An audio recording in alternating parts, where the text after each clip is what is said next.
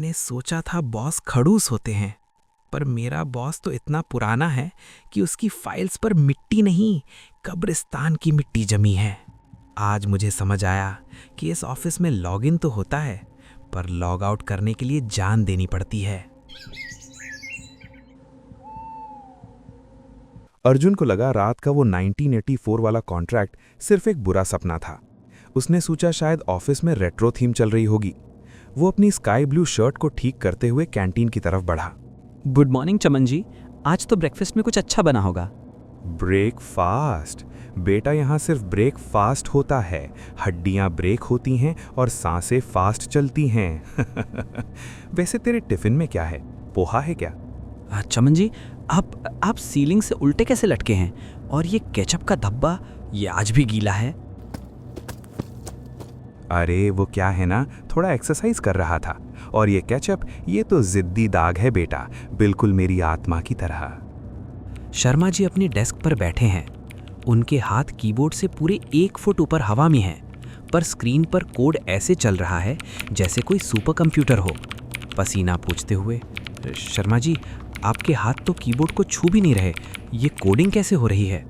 शर्मा जी अपनी गर्दन पूरी 360 डिग्री घुमाकर अर्जुन की तरफ देखते हैं।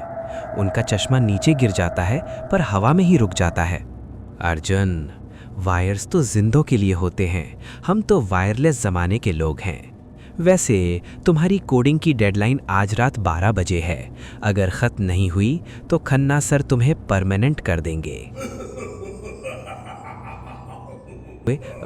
परमानेंट? सर मेरा तो अभी प्रोबेशन पीरियड है। यहाँ प्रोबेशन मौत तक होता है, उसके बाद ही जॉब परमानेंट होती है। अर्जुन, शर्मा जी की बातों पर ध्यान मत दो। ये लो फाइल, इसे स्टोरेज रूम में रखाओ। रिया जी, आपने आज भी वही कपड़े पहने हैं और आपके बालों से आज भी पानी टपक रहा है। ऑफिस में इतनी ह्यूमिडिटी तो नहीं है? कुछ धब्बे और कुछ यादें कभी नहीं सूखती अर्जुन। सुनो, स्टोरेज रूम में जाना, पर वहाँ रखी ब्लू फाइल को मत खोलना। मिस्टर खन्ना नहीं चाहते कि कोई उनका पिछला काम देखे। पिछला काम मतलब? वही जो उन्होंने 1984 की उस रात को किया था।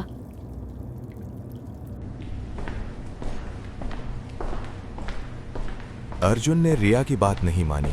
उसने वो ब्लू फाइल उठाई। जैसे ही उसने फाइल खोली, उसके अंदर से एक पुराना जला हुआ न्यूज़पेपर निकल कर गिरा। 12 April 1984, golden plaza fire mystery. MD mister Khanna, team lead Riya और पियोन चमन समेत 50 लोगों की जलकर मौत। ये क्या मजाक है? ये सब तो मर चुके हैं, तो बाहर कौन बैठा है? स्टोरेज रूम के अंधेरे में अर्जुन अकेला नहीं था। सामने मिस्टर खन्ना खड़े थे। उनका आधा सूट जला हुआ और उनकी सफेद आंखें अंधेरे में चमक रही थीं। अर्जुन की स्काई ब्लू शर्ट पसीने से भीग चुकी थी। फाइल मिल गई अर्जुन, अब तुम भी हमारी हिस्ट्री का हिस्सा बनने के लिए तैयार हो। मैंने सोचा था मेरी नौकरी खतरे में है, पर यहाँ तो मेरी जिंदगी ही एक पुरानी फाइल बन चुकी है। जब आपका बॉस एक लाश हो और आपका ऑफिस एक कब्रिस्तान, तो रेजिग्नेशन लेटर नहीं, मुक्ति मांगनी पड़ती है। सर प्लीज़ मुझे जाने दीजिए, मैंने कुछ नहीं देखा। वो न्यूज़पेपर वो पुराना था, मजाक था ना सर? मजाक तो हमारी जिंदगी के साथ हुआ था अर्जुन। उस रात आग लगी नहीं थी, लगाई गई थी। और अब जब तक तुम हमारा काम पूरा नहीं करते, तुम इस फ्लोर से बाहर नहीं जा सकते। अर्जुन स्टोरेज रूम से बाहर भागता है और सीधा कैंटीन में जा घुसता है, जहां चमन बैठा है।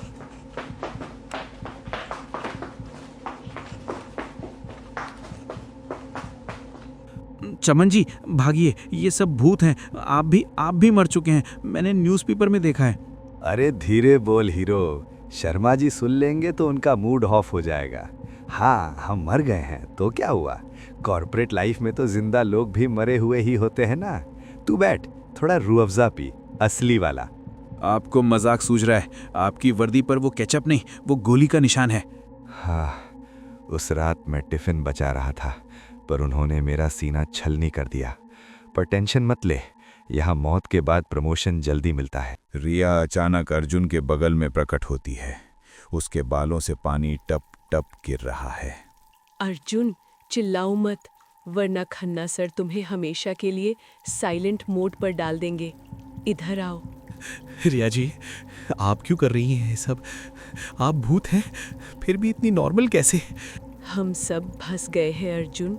1984 में हमारे साथ धोखा हुआ था। खन्ना सर ने हम सब का इंश्योरेंस करवाया और फिर बिल्डिंग में आग लगा दी, पर उन्हें नहीं पता था कि वो खुद भी इस आग में फंस जाएंगे। अब वो एक ऐसी फाइनल रिपोर्ट बनवा रहे हैं जो उन्हें इस भटकती हुई आत्मा से आज़ाद कर दे। तो मैं क्या करूं?